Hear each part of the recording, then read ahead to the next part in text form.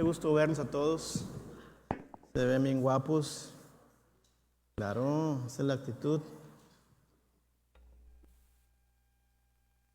Gracias por estar aquí en la presencia del Señor. El Señor se complace de verlos. Dice la Biblia, mejor es un día en tus atrios que 1000 fuera de ellos. Decía el rey David, que por cierto David ni siquiera conoció la casa de Dios, decía, es mejor estar en la puerta de la casa de mi Dios que habitar en palacios o castillos donde no está la presencia de Dios. Entonces, el día de hoy, hermanos, estamos para predicar el último mensaje del año y le estoy titulado Antes de cruzar este mensaje. Ahorita van a ver por qué. A menudo cuando comienza un año nuevo, nos proponemos metas de diferente tipo, hacemos planes. A veces contamos nuestras metas, a veces ni siquiera las decimos a nadie, solamente las pensamos en nuestro interior, las guardamos solo para nosotros. Pero la mayoría de las personas espera que el próximo año sea diferente. La mayoría de la gente espera y piensa que el año que viene va a ser diferente, que sea mejor en todos los sentidos. Los cristianos espiritualizamos todo y nuestros planes son leer la Biblia en un año, orar más y decimos, ahora sí voy a evangelizar. A veces los cristianos espiritualizamos todo y decimos, no, ahora sí voy a orar. Ahora sí voy a leer la Biblia. Ahora sí voy a invitar gente a la iglesia. Ahora sí voy a perdonar. Ahora sí voy a amar. Ahora sí voy a soportar las luchas y pruebas. Ahora sí voy a, a diezmar, a ofrendar. De veras, ahora sí. Y ciertamente nuestras palabras tienen mucho poder. Y ciertamente debemos mantener un discurso positivo. Pero hay algo que no podemos olvidar. Hay muchas cosas en la vida que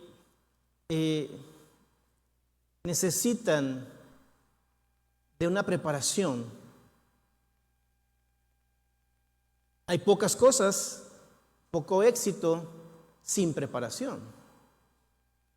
Hay un refrán en el mundo popular de los deportes que dice así: la voluntad de ganar no es tan importante como la voluntad de prepararse para ganar. Hay un refrán que dice así en el mundo de los deportes: la voluntad de ganar no es tan importante como la voluntad de prepararse. Es decir, en otras palabras, es más importante prepararse para ganar que nada más ganar. Un atleta lo sabe, un equipo de fútbol lo sabe. Cuando un equipo sale a la cancha, a las yardas, a jugar, claro que tiene ganas de ganar. A nadie le gusta perder. Pero cuando llega ese último cuarto, si no han tenido esa preparación previa al partido, si no han tenido la voluntad de ejecutar esos tediosos y repetitivos ejercicios de acondicionamiento, pueden quedarse sin energía necesaria para conseguir la victoria en los últimos minutos del partido, que es lo que le ha pasado a mis amados 49. Siempre van ganando y el último cuarto pierden. O sea, no se trata nada más de tener las ganas en el momento. Qué bueno que tienes ganas. Se trata de la preparación antes del momento. No porque yo tenga muchas ganas de ser un atleta olímpico, me voy a ir a parar en las Olimpiadas porque no voy a hacer nada. No son nada más mis ganas, es mi preparación para llegar a la meta. Y en la vida espiritual es igual. Siempre los procesos vienen antes de los logros. La práctica viene antes de la perfección. La preparación viene antes del desafío. La educación viene antes de la graduación. Las batallas vienen antes de las victorias. Es una realidad. Y espiritualmente podemos aplicar ese dicho deportivo de esta manera: la voluntad de ver a Dios obrar no es tan importante como la voluntad de prepararse para ver a Dios obrar. O sea, yo sé que quiero ver a Dios obrar y tengo ganas de ver a Dios obrar, pero eso no es tan importante como prepararme para ver a Dios obrar. Es lo que a mí me gusta llamar el principio del antes. Y es un tema principal en toda la Biblia, en las Escrituras. Antes de que Dios haga algo especial con su pueblo, Dios prepara a su pueblo para que puedan lograr esos momentos especiales, esas victorias especiales. Y un ejemplo de esto es el pueblo de Israel antes de conquistar la tierra prometida. Les doy un poquito de contexto. Israel estaba esclavo en Egipto. Tenían 430 años de esclavos en Egipto. Claman por misericordia, por ayuda. Dios envía a Moisés como un libertador del pueblo. Moisés saca, después de las 10 plagas, saca al pueblo de Israel de Egipto. Van por el desierto, se topan en el Mar Rojo. Dios abre el Mar Rojo, pasan en seco por el Mar Rojo y van al desierto. Pero como eran cabezones, eran rebeldes, una travesía que les pudo haber durado 3 meses, ¿les duró cuánto, hermanos? 40 años dando vueltas en el desierto, antes de entrar a la tierra prometida, porque Dios les dijo: te voy a sacar de Egipto, pero te voy a llevar a una tierra que fluye leche y miel. Leche y miel es un símbolo de bendición. Entonces, Dios les prometió una tierra, la tierra prometida. Se llama tierra prometida por una razón. Dios les dijo que esa sería su nueva tierra donde habitarían por siempre, una promesa de Dios. Y repito, la Biblia dice que es tierra que fluye leche y miel. La miel en la Biblia es un símbolo de prosperidad. Entonces era un símbolo de que les iba a prosperar en todo. Era la promesa de Dios: te saqué de Egipto, de esclavo, para llevarte al desierto y meterte a la tierra prometida que fluye leche y miel. Ahora, una generación inició ese viaje a la tierra prometida, pero no llegaron por su incredulidad. Una generación dijo: vamos, y ahí iban en el desierto, pero empezaron a quejarse, incrédulos en el desierto. Y Dios habló a Josué, a través de Josué, a esa generación, y les dijo que no entrarían en tierra prometida, pero metió una nueva generación que había nacido en el desierto, a una generación joven a esa tierra prometida. Y ya habían muerto todos los viejos que se estaban quejando, y quedaron solamente los jóvenes y unos cuantos viejos que no habían sido incrédulos, y estaban allí al borde, en la frontera de la tierra prometida. Y dice Josué capítulo 3, versículo 5, aquí va a estar en la pantalla. Dice: entonces Josué le dijo al pueblo: purifíquense, porque mañana el Señor hará grandes, ¿qué? Maravillas entre ustedes. Hará grandes maravillas entre ustedes. Por eso le he puesto este título, este mensaje: antes de cruzar. Porque estamos cruzando a un nuevo año. Pero para poder apoderarnos de todo lo que Dios tiene para nosotros, hay que hacer lugar, deshaciéndonos de algunas cosas que no encajan en el futuro que Dios tiene preparado para nosotros este 2025. ¿Me están escuchando? Hay que deshacernos de cosas que no pueden entrar al 2025.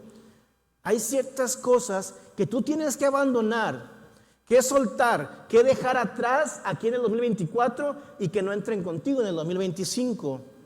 Y el resto del tiempo que voy a predicar voy a dedicarlo a ver esto. Vamos a ver esas cosas que tenemos que dejar atrás, 3 cosas, para que se abran puertas, se abran las ventanas de los cielos a nuevos niveles, a nuevas relaciones emocionales, a nuevas libertades, a nuevos avances, antes de pasar a lo mejor que Dios tiene para nosotros 2025. Tenemos que dejar algunas cosas atrás en el 2024. Tenemos que hacer espacio, para lo bueno que Dios tiene para nosotros en este próximo año 2025. Y creo que el mensaje de Josué 3 es lo que Dios está hablando hoy a esta iglesia y a todo el que pueda escuchar este mensaje en internet. Hay que prepararnos para lo que viene. Así que número 1, para los que toman notas, porque según un estudio que yo hice, el que toma notas se le aprende mejor: dejar atrás tu antigua manera de pensar. Número 1, dejar atrás tu antigua manera de pensar. No puedes entrar al 2025 pensando igual que el 2024. Y eso me lo ha dejado muy claro a mí el Señor. Como yo les digo, cuando predico primero para mí, y luego lo comparto con ustedes. Lo primero que tenemos que dejar atrás es nuestra antigua manera de pensar a través de nuestra mente, porque a través de la renovación de nuestra mente, el Espíritu Santo nos revela la voluntad de Dios, que es buena, agradable y perfecta. Pero tenemos que renovar nuestra mente para que el Espíritu Santo venga y nos muestre la voluntad de Dios. A veces uno quiere que Dios cambie las circunstancias primero. Para cambiar nuestra mente, a veces pensamos que Dios debe cambiar primero las circunstancias, y ahí está el problema. Porque Dios está utilizando las circunstancias para cambiar tu mente. Y mientras tu mentalidad no cambie, menos van a cambiar las circunstancias. Esa es una ley.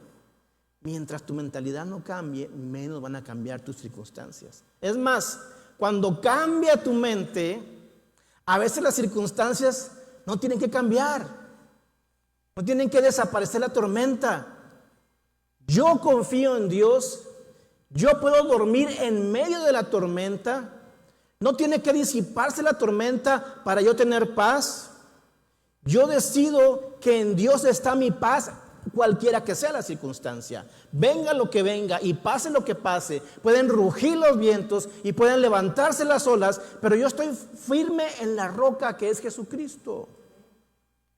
Es a través de la renovación de nuestra mente que todo cambia. Dios quería establecer una nueva normalidad en su pueblo Israel, comenzando con su manera de pensar. Les hablé yo hace unas semanas atrás que Israel tenía una mentalidad de esclavo. Les decía yo, cuando alguien está en la cárcel, si pase un año o 10 o 15 o 20, su mentalidad cambia. Y salen de la cárcel con una mentalidad diferente, porque el entorno transforma tu mentalidad. Así que para avanzar a nuevas relaciones, para avanzar a nuevos desafíos, para avanzar a nuevas bendiciones, hay que cambiar nuestra mentalidad primero.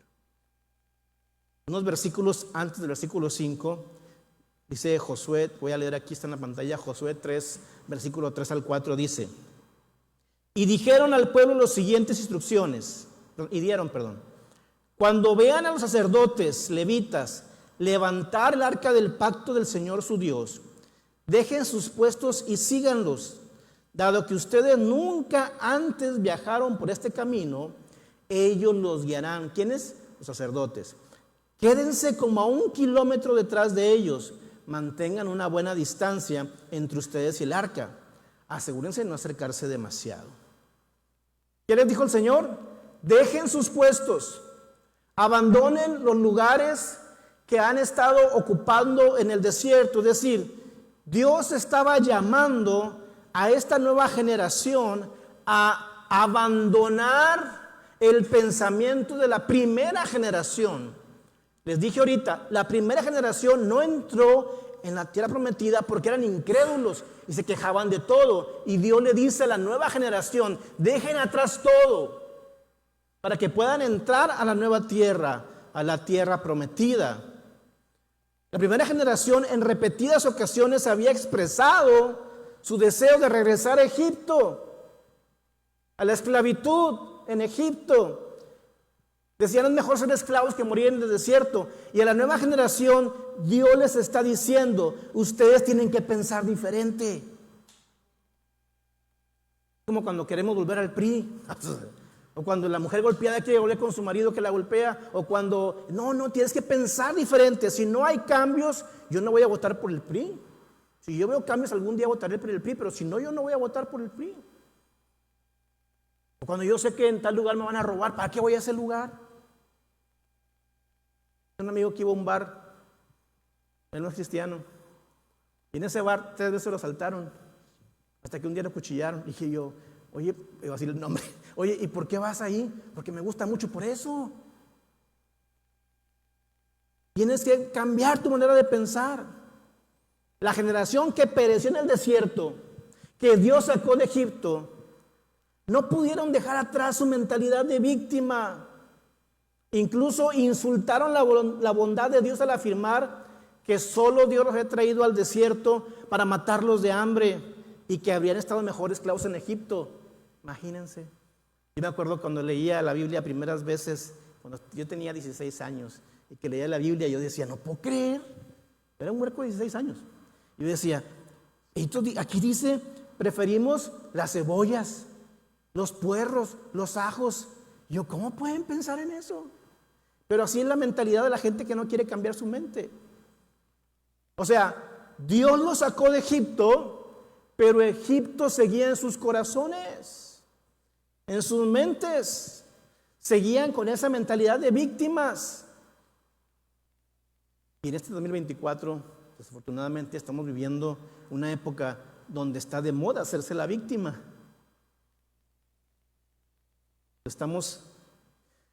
Le edificamos estatuas a las víctimas, ya no a los héroes. Ya no celebramos héroes, celebramos víctimas. Eso no puede ser así en el pueblo del Señor. ¿Cuántas veces han visto ustedes que reconocen a gente que hace cosas grandes en México? Casi no, sí, pero muy, muy por debajo del agua. Pero las víctimas las levantamos. Yo recuerdo cuando éramos niños, nadie quería ser una víctima cuando éramos niños. Queríamos imitar a los héroes de nuestros cuentos y las películas. ¿Sí o no? Me acuerdo que una vez me puse una toalla en la espalda y una horquilla a mi mamá y me aventé de la barda. Ahí me llevan porque me había descalabrado. Crecimos con esa mentalidad de que podemos lograr cosas grandes. No soy víctima. Tengo un potencial dentro de mí que puedo desarrollar y quiero conquistar y quiero imitar a los héroes. Pero todo ha cambiado. Ahora, no me malinterprete, sin duda hay víctimas reales en este mundo. Hay abusadores que se aprovechan de otros, que dañan y oprimen a otros. Es una realidad en este mundo caído. Patrones injustos, y debemos denunciar esas injusticias como pecado. Yo sé claro en esto: si tú has sido víctima en algún momento, si has sido oprimido, maltratado, no menosprecio tu experiencia. Fue un pecado, fue una injusticia contra ti.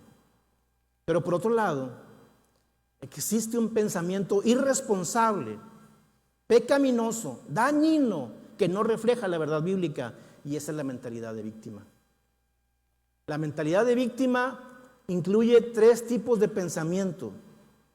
Número 1, culpar a los demás por cada cosa que nos sucede en la vida. Número 2, insistir que mereces cosas mejores que las de los demás.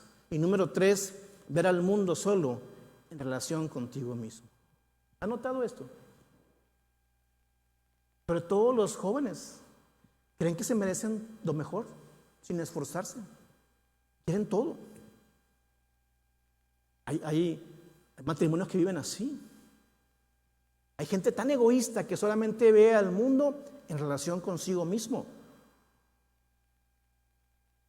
No importan los demás, importa lo que yo quiero, lo que yo siento. A mí me importa poco mi esposo, me importa poco a mi esposa, me importa poco lo que quieran mis hijos, lo que quieran mis padres, lo que yo quiero es lo que importa. ¿No han conocido gente así? En otras palabras, crea sentidos de irresponsabilidad, de derecho y de egoísmo.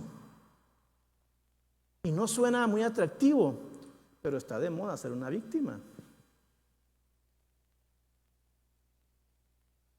Pero debo decirles lo que dice la palabra en Romanos 8:15. Y ustedes no han recibido un espíritu que los esclavice al miedo. En cambio, recibieron el Espíritu de Dios cuando Él los adoptó como sus propios hijos. Ahora le llamamos Abba Padre. Abba Padre, que es como decir muy cercano a mí. ¿Te das cuenta que Dios no te ve como esclavo? Dios no te ve como una víctima. ¿Te das cuenta que en la Biblia nunca tendrás permiso de llamarte a ti mismo como una víctima? ¿Sabes por qué? Porque Dios no te ve como una víctima. Te ve como su hija, como su hijo. Hijo de Dios, del Padre Creador, el dueño de todo el mundo, el universo, el oro, la plata, el que todo lo puede, el que todo lo sabe. Tú eres su hijo, tú eres su hija. No te ve como una víctima. Eres más que vencedor. Y eso es lo mismo que Dios quería para su pueblo, que entendiera a su pueblo Israel en el desierto, que no eran esclavos, sino hijos e hijas de Dios, que ya no serían conocidos como víctimas, sino como vencedores. Les dice, nunca antes han viajado por este camino.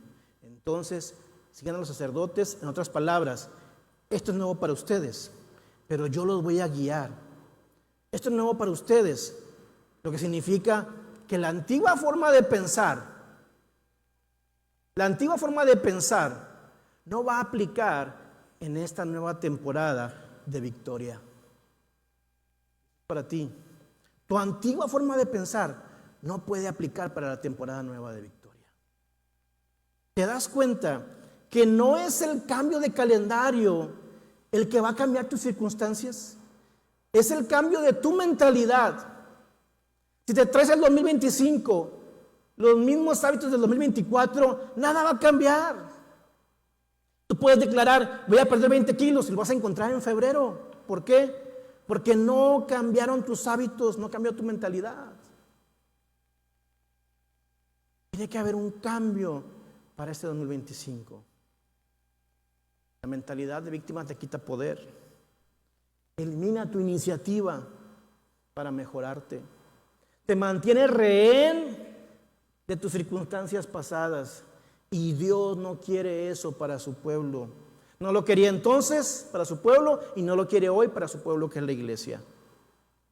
Él quiere hacer cosas grandes para nosotros. Dice el versículo 5, una actitud de fe y de expectativa. Fe y expectativa es lo que yo ejercito cuando ordeno algo en Mercado Libre. Porque Mercado Libre te pide que metas tu tarjeta de crédito y pidas un artículo, así que yo lo hago y tengo que tener fe que me va a llegar porque ya me lo cobraron. No lo tengo en mis manos, pero por fe lo voy a recibir. Fe y expectativa son dos cosas muy relacionadas. Expectativa es lo que yo experimento a los 2 días de que pedí algo en Mercado Libre y llega la camioneta de Mercado Libre. Mi expectativa es lo que yo siento cuando estoy tomando ese paquete en mis manos. Porque hace 2 días ejercité mi fe. Hoy estoy ejercitando la expectativa de abrir el paquete. ¿Por qué? Porque ya pagué la mercancía y la estoy recibiendo. ¿Y qué crees?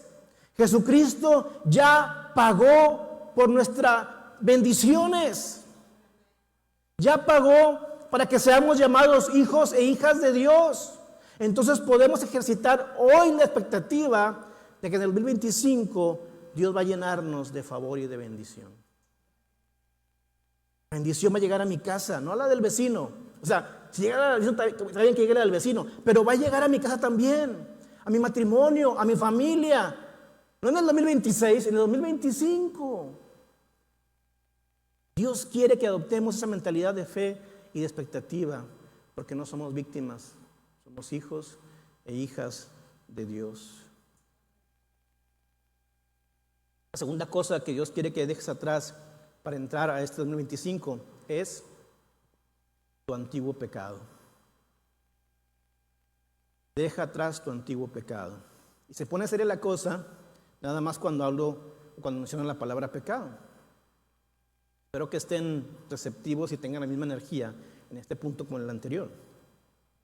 Porque si volvemos a nuestro versículo inicial, Josué 1:3, donde dijo, José le dijo 3:5, José le dijo al pueblo, santifíquense. Otra versión dice, conságrense. Desháganse de todo el pecado, pues no agrada a Dios. Ya hoy en día en muchas iglesias no quieren hablar de este tema, del pecado, mucho menos el último domingo del año. Pero les tengo que decir que si es un tema que Dios aborda, lo tenemos que abordar porque no trata nada más de desear lo mejor para el 2025. Trata de prepararse para recibir lo mejor en el 2025. Hay que estar listos. Si hay algo que nos estorba nuestra comunión con Dios, es el pecado. Ahora, en esta vida es difícil ser perfectamente victorioso sobre el pecado. De Primera de Juan, capítulo 1, versículo 8. Si afirmamos que no tenemos pecado, lo único que hacemos es engañarnos a nosotros mismos y no vivimos en la verdad. Eso dice Primera de Juan 4:8. nunca estaremos sin posibilidades de cometer errores. Solo hubo una persona que no cometió ningún pecado, ningún error, y ese es Jesús. Damos a Dios gracias que Él vivió sin pecado y Él llevó nuestros pecados en sus hombros y los colgó junto con su cuerpo en la cruz del Calvario para darnos redención, para darnos perdón y en su gracia darnos el poder de vencer el pecado. Entonces, porque Él fue perfecto contra el pecado, nosotros tenemos que buscar la santidad. Ahora, santidad no es igual a, no le equiparen a igual a no cometer errores. Podemos cometer errores, pero ya no te distingues por ser un pecador. Te distingues por ser un santo que a veces falla, que a veces comete errores, pero ese no es tu patrón de vida. Eres alguien que se equivoca ocasionalmente, ya no es tu estilo de vida el estar pecando. Y afortunadamente la Biblia presenta varios recursos para ayudarnos en esta búsqueda de la santidad. Nos da el Espíritu Santo. Y se requiere ceder continuamente a la dirección del Espíritu Santo para no seguir los deseos de la carne. Nos da la palabra de Dios que nos enseña a creer y cómo vivir. Tenemos como recurso también la oración. La oración es simplemente reconocer nuestras propias limitaciones y reconocer el poder ilimitado de Dios y buscar en Él la fuerza para seguir adelante en nuestra vida.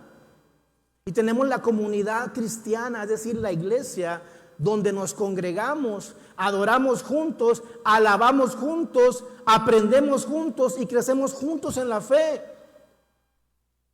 No existen cristianos solitarios, aunque ahora está de moda sentirse ofendido por la iglesia, criticar a la iglesia y hablar mal de los pastores y nunca más volver a la iglesia.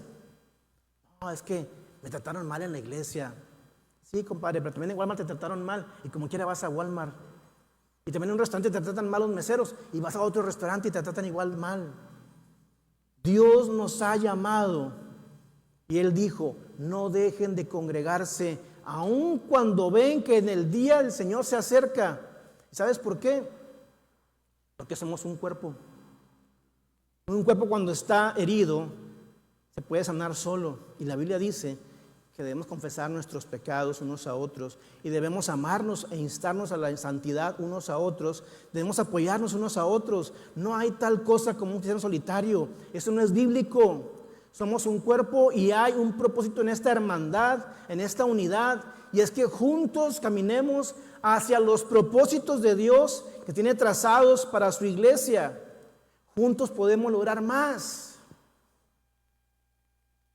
Y la declaración de Josué capítulo 3 versículo 5, purifíquense porque mañana Dios va a hacer grandes cosas entre ustedes, es tanto una promesa como un mandato.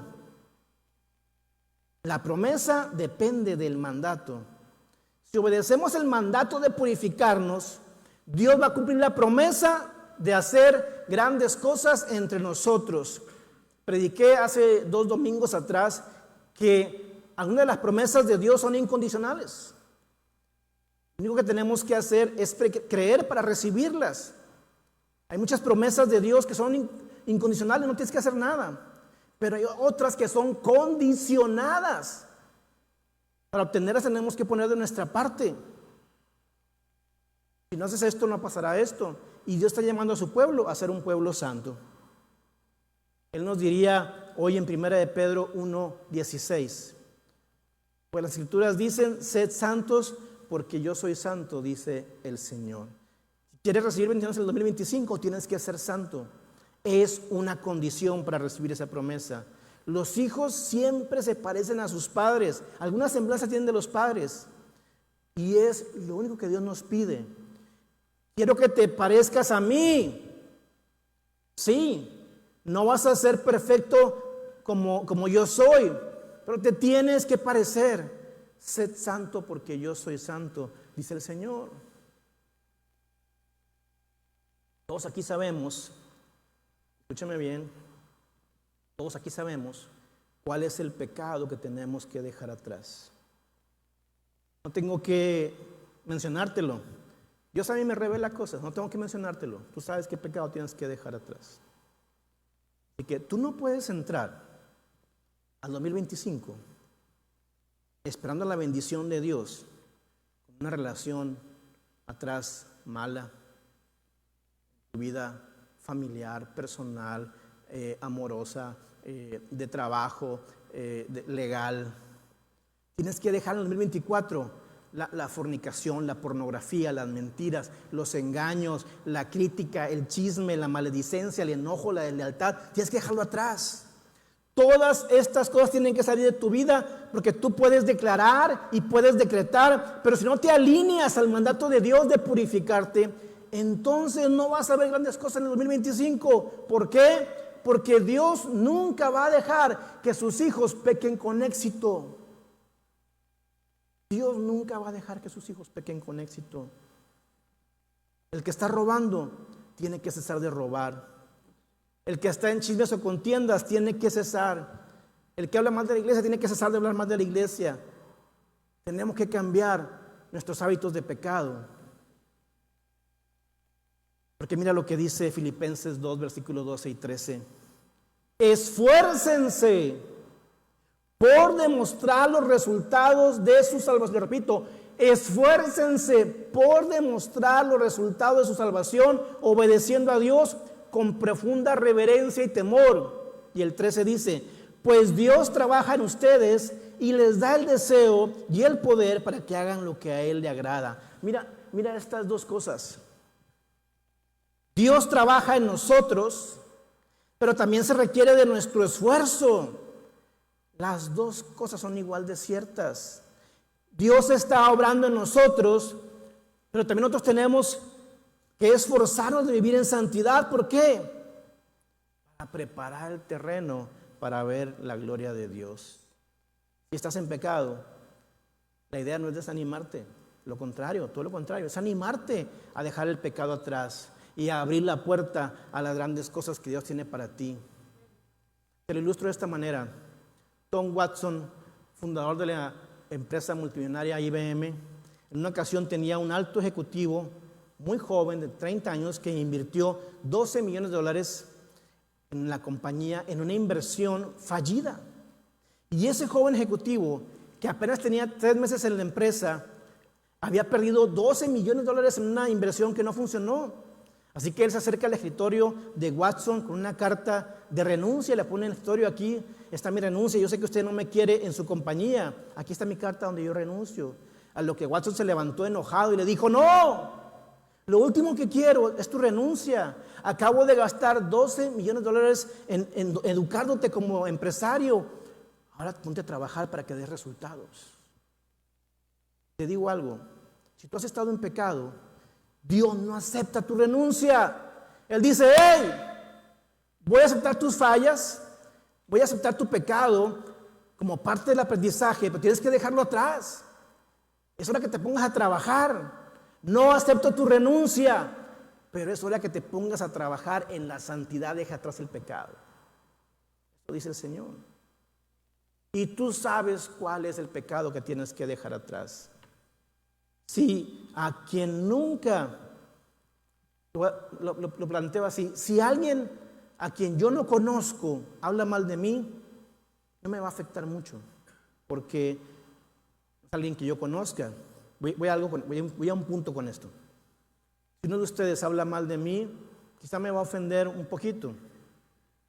Si mi esposa habla mal de mí, me va a ofender mucho, porque entre más cercana esté la relación, más ofende, más duele la ofensa. ¿Estamos de acuerdo? Y lo mismo con Dios. Pedimos que se manifieste en el 2025, que su presencia esté con nosotros, que su favor esté con nosotros. Pero para tenerlo cerca, tenemos que tener en mente que nuestro pecado también lo va a ofender más. Entre más cerca, entre más íntima sea nuestra relación con Dios, entre más se manifieste la presencia de Dios en nosotros, más le van a ofender nuestros pecados. Entonces el mandato es: purifíquense hoy, porque grandes cosas hará con nosotros mañana. Hay un pasaje en el Antiguo Testamento donde Dios le dice al pueblo: yo voy a permitir que sus adversarios lo saqueen. Y él antecede este mensaje con esto. Amós capítulo 3, versículo 2. Dice: de entre todas las familias de la tierra, solo con ustedes he tenido una relación íntima. Por eso debo castigarlos por todos sus pecados. En otras palabras, después de todo lo que hice por ustedes, dice el Señor, hice por ustedes lo que no hice con ningún otro pueblo. Los escogí como mi pueblo apreciado, mi pueblo escogido. De todas las naciones les di la tierra prometida para que fueran míos y fueran prosperados y bendecidos en ella.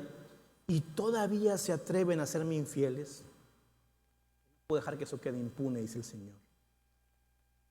Repito, ¿queremos que Dios se acerque a nosotros en el 2025? ¿Queremos su favor en nuestras vidas? ¿Queremos su presencia en nosotros? ¿Queremos su poder? Antes de poder experimentar todas esas maravillas, tenemos que purificarnos. Número 3, hay que dejar en el 2024 nuestra antigua búsqueda. Hay que dejar atrás nuestra antigua búsqueda. ¿Qué es lo que has estado tú buscando? ¿Qué estás persiguiendo? ¿En qué te has estado afanando? Para muchos es la carrera, para otros es el éxito, para otros el dólar, el billete, la fama, los seguidores en redes sociales, el alcohol, el fútbol. Y estamos detrás de tantas cosas pasajeras, de tantas cosas que no tienen valor eterno. A eso también Dios nos está llamando. Deja eso atrás. Proponte en el 2025 a tener una sola búsqueda. Una sola búsqueda. Y esa es la búsqueda de la presencia de Dios. Porque hemos hablado de nuestra manera de pensar y del pecado. Mentalidad de esclavitud, de víctima, el pecado. Y tú te preguntas quizá: sí, pastor, ¿y cómo le hago para dejar atrás esas cosas? Abandona tus antiguas búsquedas y busca a Dios. Cuando tú buscas a Dios, cuando tú buscas su santidad, no estás buscando otra cosa, no buscas un objeto, no buscas una idea, estás buscando una persona. Esa persona es Jesús. Una gente, cuando busca la santidad, se sienten abrumados por la culpa. Otros abusan de la gracia. Pero el secreto está en la gloria de Dios. Cuando te cautiva la gloria de Dios, buscas la santidad porque lo estás buscando a Él. Siempre debemos recordar que al abandonar los viejos pensamientos, no estamos huyendo de algo, sino que estamos corriendo hacia alguien, hacia Dios. Yo he hablado con gente y le digo: hermano, congrégate. No, es que tengo que trabajar el domingo. Y a veces ni siquiera es cierto. Deja atrás tu búsqueda y busca a Dios. Perteneces al Señor de toda la tierra. Miren nuevamente lo que puso Dios delante de su pueblo cuando iba a cruzar el Jordán. Del desierto a la tierra prometida. Josué 3:11 dice, Josué 3:11: miren el arca del pacto que pertenece al Señor de toda la tierra. Los guiará a cruzar el río Jordán. ¿A quién pertenece? Al Señor de toda la tierra. ¿De dónde? De toda la tierra. Déjenme les comparto esta hermosa verdad. Esta es una revelación que muchos de ustedes necesitan para este 2025. No se pierdan esto. Esta es la primera vez que se le menciona a Dios como el Dios de toda la tierra. Josué 3:11. Antes de Josué 3:11, Deuteronomio, Números, Levítico, Éxodo, Génesis, no se le menciona a Dios como el Dios de toda la tierra, solamente como el Dios del cielo. Pero mientras el pueblo de Israel se alinea a las órdenes de Dios, al propósito de Dios, y están por cruzar el río Jordán, y tienen que enfrentarse a numerosos enemigos territoriales, ahora se le menciona a Dios como el Dios de toda la tierra. Y vendrían tiempos futuros en que los hijos de Dios caerían en manos de los enemigos porque se apartaban de Dios, Se apartaban de Dios, y cuando tú te apartas de Dios, Dios te entrega a mano de tus enemigos. Y quedaron en el exilio, y hay algo muy poderoso. Escucha bien la idea. Mientras que el pueblo de Dios está en la tierra prometida, o sea, en la obediencia a Dios, mientras que el pueblo de Dios, la iglesia, está alineados a sus propósitos, a Dios se le llama el Dios de toda la tierra.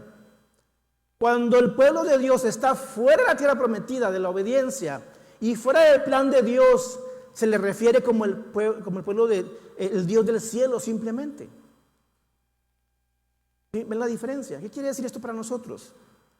Fíjate, cuando tú estás alineado en el propósito de Dios, en donde Dios quiere que estés como creyente, como iglesia, en la santidad, en la oración, el Dios del cielo se convierte en el Dios de tu tierra. ¿Escuchaste bien? Cuando estás alineado a la voluntad de Dios, a los mandamientos de Dios, al propósito de Dios, a la oración, a la lectura de la Biblia, el Dios del cielo se convierte en el Dios de tu tierra, de tu entorno, de tu contexto, de tu mundo, de tu familia, de tu iglesia, de tus hijos, de tu comunidad, de tu matrimonio, de tu trabajo, de tu negocio. El Dios del cielo se convierte en el Dios de tu tierra, si te alineas a su voluntad. Pero mientras no estés alineado con los preceptos de Dios, bloqueas el fluir de la gracia, el poder y la bendición de Dios para tu vida. That's it, así de simple. Entonces, tienes que buscar primeramente el reino de Dios. Tienes que dejar de buscar el éxito. Deja de buscar el éxito. Deja de buscar el chivo, el billete. Deja de buscar tu propia voluntad, tus caprichos. Y busca a Dios. Porque cuando tú buscas a Dios, el éxito te va a buscar a ti. Te va a buscar a ti el billete, te va a buscar a ti las personas. Cuando tú buscas a Dios, la provisión de Dios viene hacia ti. Cuando tú buscas a Dios, el poder se manifiesta en tu vida. Cuando buscas a Dios tendrás paz y tendrás bendición. Pero no al revés. Pero hay algo también muy poderoso en Josué 3:11. Ahí Dios habla del arca del pacto. El arca del pacto, mis amados hermanos, era una caja de madera que medía como 2,5 metros. En una tapa, en la tapa tenía 2 querubines, así que se tapaban la cara con las puntas de las alas. Tenía unos barrotes, todo era de madera forrado con oro. Y el arca del pacto era la presencia de Dios manifestada. Era la presencia de Dios real, y donde estaba el arca iba Dios y había bendición. Entonces el pueblo procuraba y cuidaba el arca del pacto porque allí estaba la presencia de Dios. El arca del pacto aseguraba la victoria en todas las batallas. El arca del pacto aseguraba la dirección correcta, y los enemigos querían destruir el arca del pacto porque tenían miedo. Tenían miedo de la presencia de Dios que había en esa arca. El arca de madera que Moisés hizo por órdenes de Dios. El arca significa todo para el pueblo de Israel, porque ahí estaba la presencia manifestada de Dios, el arca del pacto, el arca de la alianza, como quieras decir. Y hay 4 P's que podemos aprender del arca del pacto. 4 P's para que te las aprendas. En el arca del pacto había 3 objetos muy significativos adentro. En la caja de madera había 3 objetos muy significativos. Estaban las tablas de los 10 mandamientos de Moisés, que Dios le dio a Moisés en el cerro de Sinaí, que hablan del propósito de Dios para tu vida. Es la primera P, propósito. Los 10 mandamientos que Dios le dio a Moisés estaban ahí en el arca y hablan del propósito de Dios para tu vida. Primera P, propósito. Dentro del arca también estaba el maná que Dios envió para alimentar al pueblo de Israel en el desierto. Y Dios les dijo: nunca quiero que se olviden de mi provisión. Aquí está la segunda P, provisión. Y tercero, estaba la vara de Aarón, un palo que estaba muerto, una vara que medía como 2 metros, muerta, seca, y milagrosamente le crecieron hojas y almendras. Un recordatorio del poder de Dios. Están ahí las 3 P: propósito, provisión y poder de Dios. Entonces, dentro del pacto estaba allí ese simbolismo. Y el arca del pacto es la presencia, es la cuarta P: propósito, provisión, poder y presencia de Dios. Estas tres cosas, el mandamiento, el maná y la vara, nos recuerdan o dan como resultado la presencia de Dios. ¿Y qué queremos para el 2025? La presencia de Dios, la provisión de Dios, el poder de Dios y caminar los propósitos de Dios. Eso queremos para el 2025. Entonces, cuando tú sigues el arca, cuando tú sigues la presencia, lo que vas a encontrar son las 4P: la presencia, la provisión, el poder y el propósito de Dios para tu vida en el 2025. Deja de buscar las demás cosas. Porque cuando tú buscas la presencia de Dios, te llueven las misericordias de Dios, te llueven las bendiciones de Dios, te llueve la provisión de Dios. ¿Se dan cuenta que el pueblo de Israel se había confundido? Todo este tiempo habían estado pensando en la tierra prometida, en una promesa, en una bendición, en dinero. Pero hay algo mejor que la bendición. Lo mejor que la bendición es el que bendice. Hay algo mejor que la tierra que fue leche y miel. Es el creador de la tierra de la leche y miel. Hay algo mejor que la promesa. Es el cumplidor de las promesas. Lo cantábamos ahorita. Y cuando buscamos su rostro, el rostro de Dios, sus manos nos rodean, nos abrazan con su presencia, con su favor, con su gracia. Cuando el arca va por delante, cuando el arca pactado por delante, cuando es lo primordial en nuestras vidas, no hay enemigo que se levante en nuestra contra que nos pueda vencer. No hay arma forjada que nos haga daño. Somos más que vencedores en Cristo Jesús. Dios no puede esperar para bendecir a su pueblo. Yo creo que Dios está desesperado por bendecirnos. Mira lo que dice Josué capítulo 3, versículo 13. Josué 3:13 dice: los sacerdotes llevaban el arca del Señor de toda la tierra. Acuérdense de eso. En cuanto sus pies toquen el agua, la corriente de agua se detendrá río arriba y el río se levantará como un muro. Pausa. La primera generación también había experimentado el milagro de Dios a la orilla del Mar Rojo. Llegaron al Mar Rojo, vieron el mar, no podían cruzar y atrás estaba el faraón. En aquella ocasión Dios le dice al pueblo de Israel: párense en la orilla del Mar Rojo y esperen a que yo abra. Entonces se abre el Mar Rojo y pasan en seco. Pero ahora, la segunda generación, Dios les dice que empiecen a caminar sobre el agua, que metan sus pies al agua. Y cuando metan sus pies al agua, el agua se iba a detener. En el Nuevo Testamento encontramos a Pedro caminando sobre las aguas. ¿Te das cuenta que cuando Dios quiere fortalecer tu fe, porque te quiere llevar de un triunfo en otro triunfo, de victoria en victoria, de gloria en gloria? Me encanta que Dios le dice a los sacerdotes: no esperen a que se pare el río, metan sus pies en el agua y el agua se va a detener inmediatamente. La primera generación tuvo que esperar que yo abriera el Mar Rojo, pero el tiempo de ustedes, mis hijos, es ahora. Métanse ahora al agua. Las promesas son para ustedes hoy. Hoy es el año de bendición para nosotros. Cuando Moisés le pregunta a Dios: Dios, ¿cuál es tu nombre? Dios le dice: yo soy el que soy, yo soy. Cuando David escribió el Salmo: no yo era, no yo seré, yo soy en este momento. Cuando David escribe el Salmo 23, David dice: el Señor es mi pastor, no era, ni será, el Señor es ahora mi pastor. En este momento, en este día, en este año que viene, es para ti tu pastor. Sí, es Dios de generaciones, de los procesos, de las temporadas, pero también es el Dios del aquí y del ahora.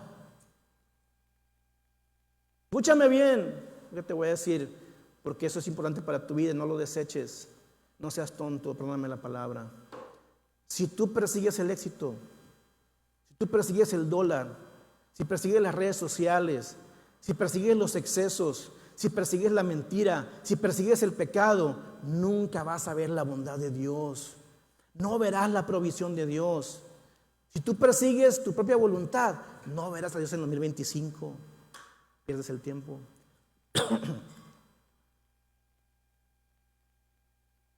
Pero cuando te alineas a Él,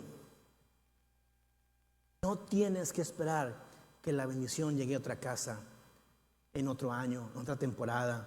No, hoy mismo Dios quiere comenzar a hacer cosas nuevas para que arrees bendición para el 2025 en tu vida. Comienza a perseguir mi presencia. Este es el secreto de la santidad. Si tú persigues primeramente el reino de Dios y su justicia, todas las demás cosas serán ¿qué? Añadidas. Ahora, termino con esto. Recuerda lo que dice Marcos capítulo 2, versículo 22. Y nadie pone vino nuevo en cueros viejos, pues el vino reventaría los cueros, y tal vino como los cueros se echarían a perder. El vino nuevo necesita cueros nuevos. Tú no puedes ser un recipiente viejo para recibir bendiciones de Dios. Tienes que ser un creyente que renueva su mente, que renueva su fe, que renueva sus hábitos, que renueva su compromiso con Dios, que renueva su boca, que renueva su vida. No puedes esperar seguir haciendo lo mismo y obtener resultados diferentes.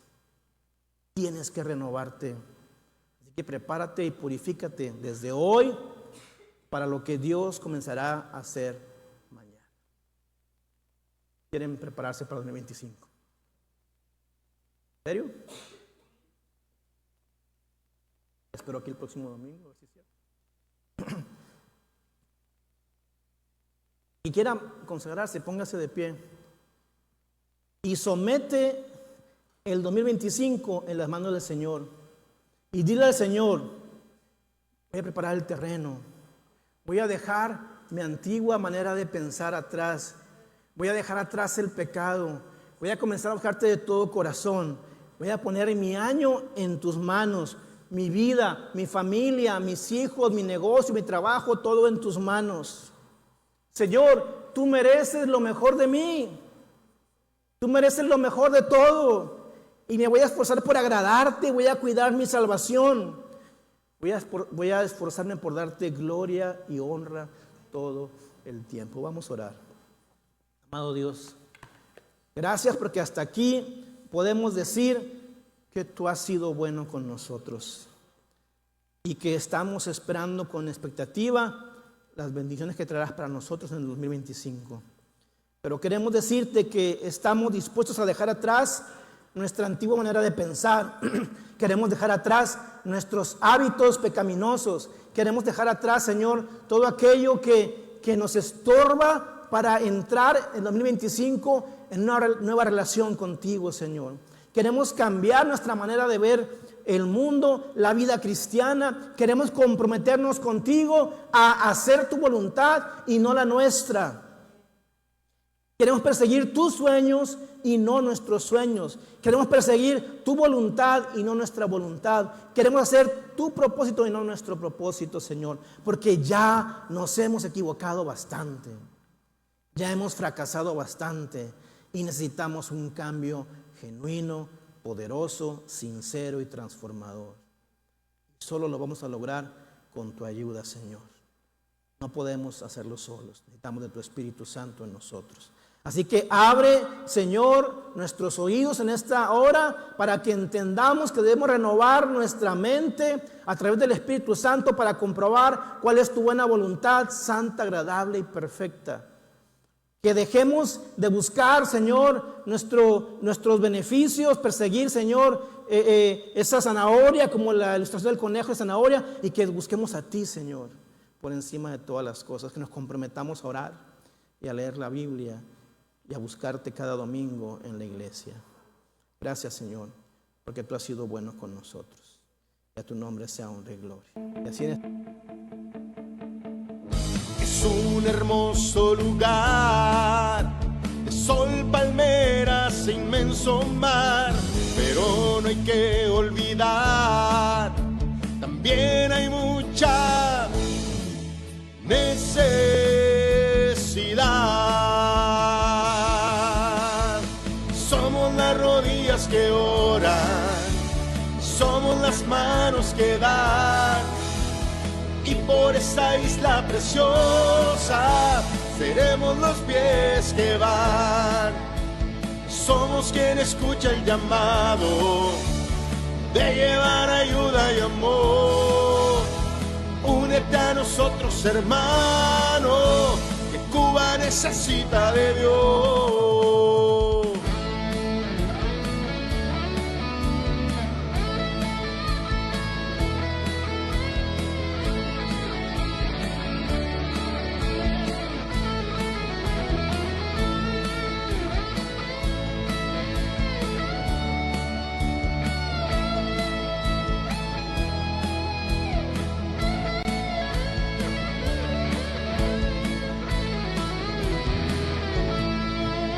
No hay tiempo que esperar, la mano a Cuba hoy hay que dar, la recompensa vendrá, la mies es mucha, vayamos ya.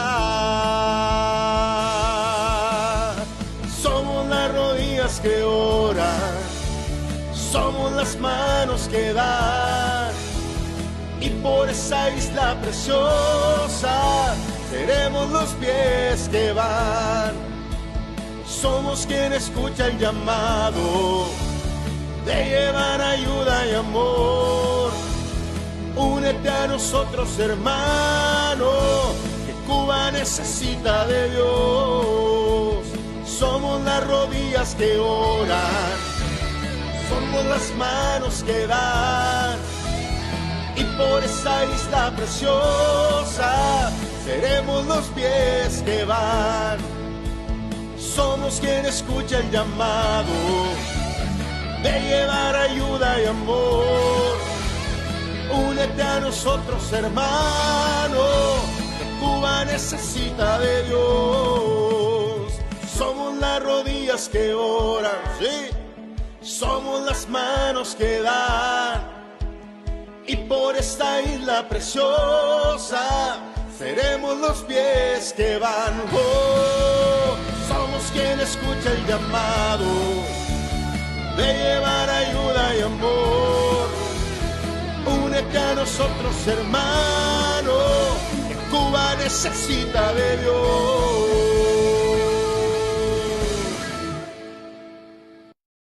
Somos las rodillas que oran, somos las manos que dan, y por esa isla preciosa seremos los pies que van. Somos quien escucha el llamado de llevar ayuda y amor. Únete a nosotros, hermanos.